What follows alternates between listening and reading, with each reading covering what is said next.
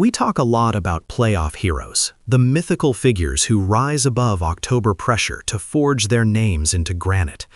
But who quietly holds the crown for the most profoundly abysmal offensive performance in baseball history? For Andy Pages in 2025, that crown was forged in iron and statistics, because across 50 plate appearances, the minimum threshold for historical comparison, his final offensive production ranked not just low, not just terrible, but definitively, statistically, the worst ever recorded. Welcome back to 617 News, where we dive into the stats that other channels ignore, especially when a player's line drives disappear faster than a lead in the ninth inning. The setup for this epic fall was almost cruelly deceptive. Pages, a 24-year-old centerpiece, had a phenomenal 2025 season, crushing 27 homers, driving in 86, swiping 14 bases, and posting a solid 272 average, a performance that convinced many, including the veteran scout whispering Joe Maniscalco, that the center fielder was the heir apparent to the Dodger outfield legacy. Maniscalco noted, Pages wasn't just hitting, he was building a house. His 12 fielding runs put him amongst the elite defenders, yet under the surface, the foundation was crumbling. That collapse started quietly in the second half of the year, where his OPS plummeted by nearly 80 points, coinciding precisely with the point where he started striking out 5 times as often as he walked. It was a statistical cry for help that the pressure of October would turn into a full-blown scream. The postseason began, and Pages immediately entered a statistical black hole. The Wild Card Series saw the Dodgers score 18 runs, a parade of offensive dominance that Pages stood outside of, going 0 for 9. Imagine the isolation. 25 players are celebrating, contributing, driving runs, and you are the only one wearing a statistical 0. The NL Division Series offered a fleeting moment of relief, a single in Game 1. But that, incredibly, would be his only hit for the remainder of the entire series. He went hitless across the next 3 games, only reaching base once on a bizarre error when his ground ball back to the mound was botched by a Ryan Kirkring, an event that, per the official scorer sheet, counted as absolutely nothing positive for Pages, leaving him with an utterly ridiculous .042 batting average heading into the championship series. This is when the panic truly set in, recounted Dodgers hitting coach Alistair Vance. We saw him trying to hit 5-run homers in every single plate appearance. He was chasing breaking balls in the dirt and fastballs over his head. The physical struggle was painful, but the mental paralysis was catastrophic. Game 1 of the NLCS, another 0 for 3 performance.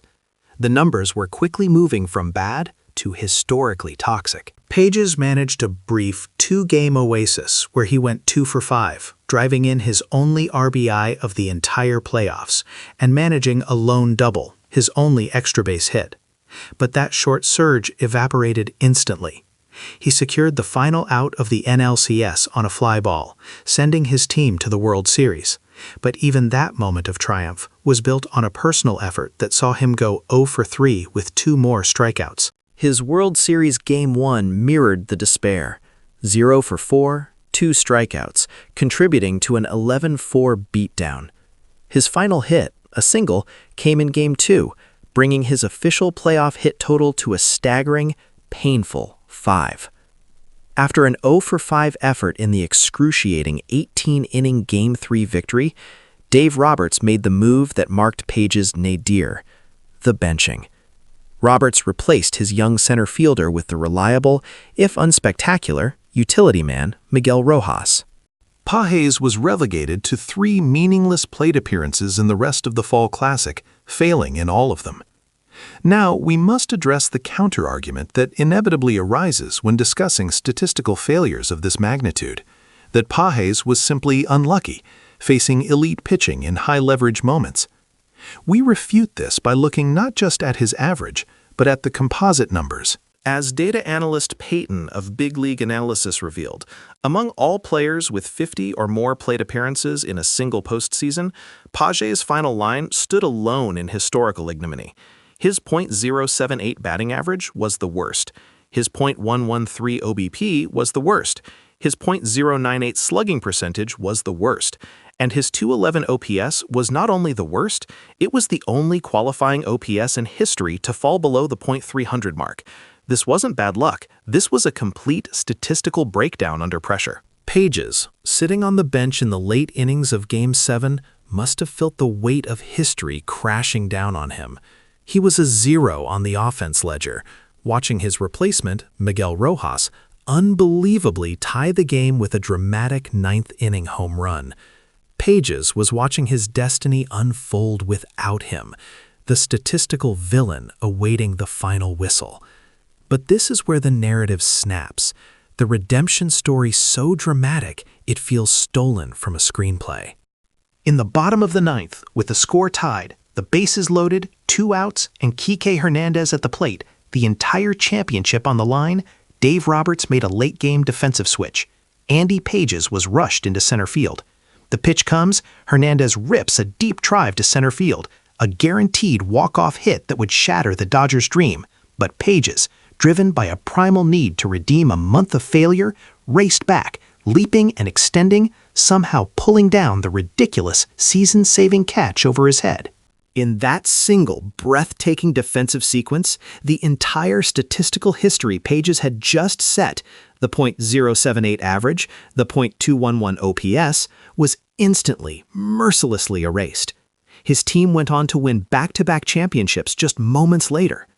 The brutal, unforgiving numbers will always live in the record books, a testament to an offensive collapse that defined failure.